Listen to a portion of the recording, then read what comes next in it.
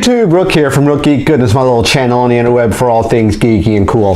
We have another action figure review we're taking a look at today, guys. It's the 3 3/4 inch Star Wars Black Series by Hasbro Ahsoka Tano figure. Now, I've been debating and holding off on how to review this figure, and I've been working the idea in my head, and I finally came up with the best way to review this figure. So what we're going to do is we're going to go into a breakdown segment. We're going to take her out of the packaging. We're going to look at the packaging.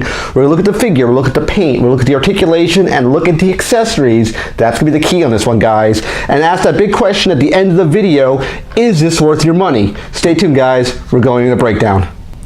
Okay, guys, we're in our breakdown segment looking at the Star Wars Hasbro Black Series 3 3/4 inch scale Ahsoka Tano figure, Walmart exclusive. But the first thing we always do is look at the packaging. A really small packaging here, as you can see. Very, very squat, very, very solid. I have a window box in the center, which showcases where the figure would be in the packaging. And on this side, you have the accessories, which would be the lightsabers and extra hilts. And over here, you have a picture of what she would look like in the Clone Wars cartoon, which we'll talk about that shortly. On this side, you have a black trim with the red text that says Ahsoka Tano. And on this side here, you have the red trim, which would normally be black up here with a number, which would tell you what figure would be in that wave. Since this is a Walmart exclusive, they don't do that with these smaller 3 3/4 inch scale figures. On this side here, you have the back, which showcases the black print, as well as the artwork over here of her face, and some write-ups in different languages. You can pause it and read it at your leisure. Now, box aside, let's actually look at the figure itself. There's a lot going on with this little figure. First, A, it's again in a 3 3/4 inch size scale. B, this is actually her in the Clone Wars cartoon TV show, not from the Rebels TV show. This is when she was actually a young kid. This is why she looks like this. I think Hasbro did a really spot-on job to say, hey, let's take a figure of the Clone Wars since she was a kid, let's make her look like a kid. They did. They took her and made her in a scale of that type of era. And I think they did a really, really good job with it. Let's actually look at the paint. Really solid paint, no bad paint blemishes as you can see here. Everything's really clean and crisp. I like the blue and white on the tendrils on her hair on the front and on the rear of the figure. Now let's actually talk about her articulation. There's a lot going on here, guys. First, her head, as far as articulation, can go almost all 360. She does get hindered a little bit by the back tendril here. It kind of gets locked in place, but that's an alright situation where you can kind of just move it around a little bit. Now, her shoulders, she can go out to a full T with her shoulders, and they have full 360 movement. So a figure this size has a spot-on amount of articulation. Now, she does have an elbow bend, as you can see, and a wrist swivel, which is a full wrist swivel. The hands do not bend themselves. They are locked in this particular pose. You cannot bend the hand. You can swivel it, but you can't bend the actual hand itself. She does have a waist swivel. She can spin 360 degrees all the way around with no hindrance. She does have a soft goods skirt, as you can see here, and there is no slit along the sides, but it does not hinder the leg movement. She can do a full split if you wanted her to go into a split. Compared to the big one, the 6-inch scale figure, you can't do that. It gets hindered by the actual skirt itself. So I think they did a great job with this skirt. A great amount of detail on this little kind of embroidery that hangs down here. And if you notice that for her legs, she does have this blue and white, kind of blue and tan kind of motif across her legs here. She can do a full kick, and you can bend at the knee, as you see here. Oh, there we go. And the knee. Had to get it. It was a little bit stiff.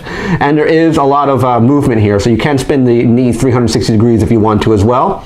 And there is no real articulation on the foot itself. You can bend it from side to side. You can swivel it, but you can't go up and down. There's no up and down rocker on this one, unfortunately.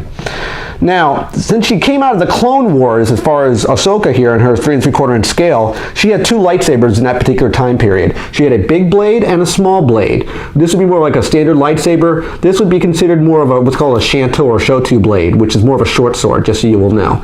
And as far from being in the same shot, this is what they kind of look like together. They both showcase basically the same type of paint. They're all silver with a little bit of black trim. Not a lot of detail on the hilts, unfortunately. And she can hold both blades.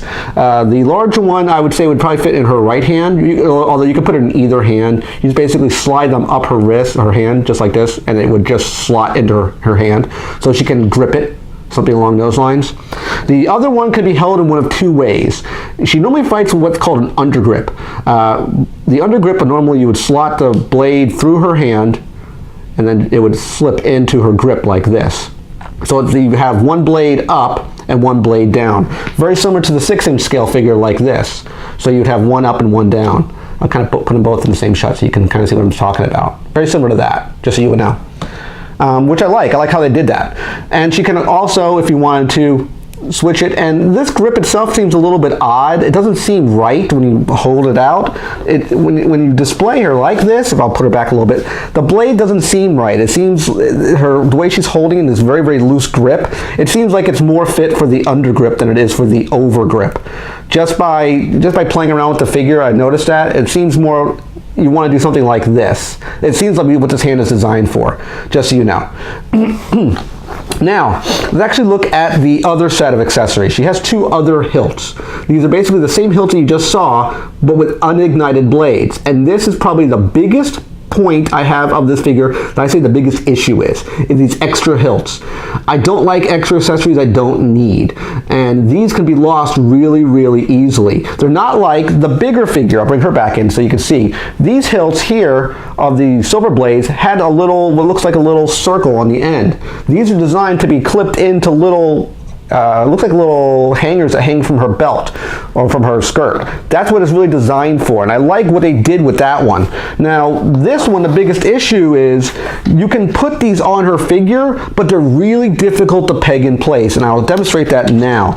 I'll kind of pull these out of her hand so you kind of see what I'm talking about. I'll showcase what we have. I'll move her arms up. If you look here, there's a little divot here on the belt and a little divot over here on the belt. These are where these little hilts get plugged into, and they're really tough to get in place because they take a decent amount of pressure, as you can see here.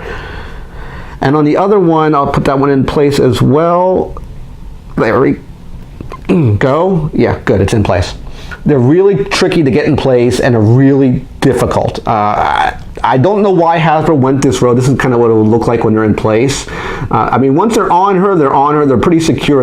It's not going to fall out. I mean, you can play around with it. You see me wiggling her around, and she's not going to drop those. And I think it's really secure. I like, once they're in place, they're good. But I don't know why they couldn't take this and put the connected points on the actual blades themselves. I don't know why they spent the extra money to have an extra set of hilts. I think that was the wrong move from Hasbro's perspective. Now, we're looking at her as far as the Clone Wars. Let's put the bigger one in the shot so you can kind of see what she would look like grown up. I kind of brought her into the shot, you know, for a couple pieces here, but this is her in Clone Wars and her in Rebels. So you see the transition of what the character went through. I mean, it's basically the same character. I'll kind of spin her around, as you can see, and the ponytail and the hair got longer between the two figures. And I like what they did here with this figure, guys. I think it was a really, really smart move for Hasbro to go Clone Wars Rebels. I like how it transitioned. I think that was really, really well done. I wish Hasbro would do more things like this, where you have a character that was young and make it older. Like, for example, if they took, I don't know, some other characters, like, I don't know off the top of my head. I was thinking of Ezra, but he was always young to begin with. Maybe making when the timeline moves forward in Star Wars, making an older version of Ezra if he lives that long in Rebels. I don't know if he will or not because I don't watch Rebels. But I hope you guys liked this breakdown segment. Let's go into final thoughts and wrap up this video. Okay guys, final thoughts on the Hasbro Star Wars Black Series 3 3/4 inch scale from Walmart exclusive Ahsoka Tano. Now, I like this figure and dislike this figure, and let me quickly explain why. I think the figure itself has a great amount of paint. Spot on for the paint. Looks just like out of the Clone Wars cartoon.